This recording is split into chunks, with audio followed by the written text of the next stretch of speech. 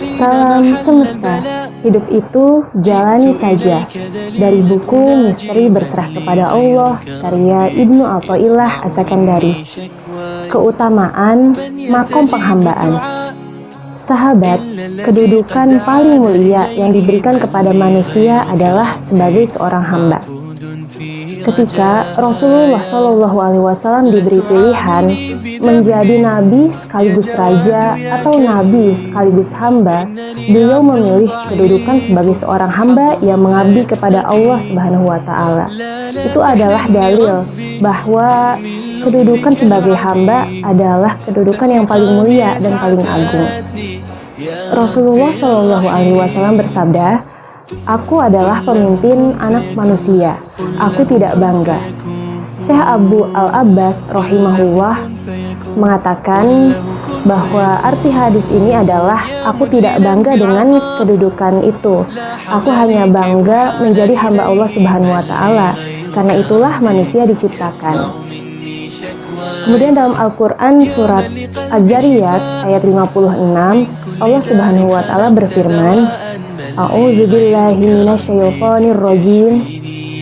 Wa ma khalaqtul jinna wal insa illa liya'budun." Shadaqallahul azim. Artinya, aku tidak menciptakan jin dan manusia kecuali untuk beribadah kepadaku. Sahabat, ibadah adalah bentuk lahir dari pengabdian, dan penghambaan adalah ruhnya.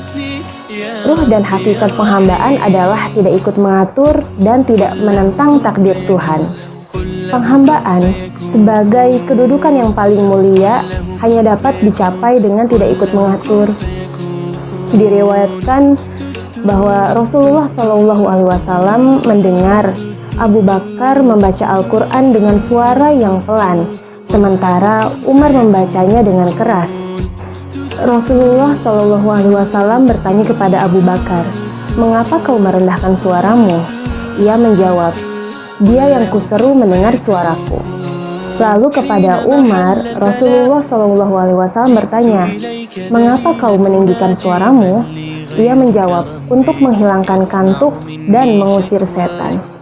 Mendengarnya, Rasulullah SAW berkata kepada Abu Bakar, "Tinggikan suaramu sedikit," dan kepada Umar, "Rendahkan suaramu sedikit." Menurut Syekh Abu Al-Abbas rahimahullah, Rasulullah ingin agar masing-masing keluar dari kehendaknya sendiri menuju kehendak Rasulullah SAW.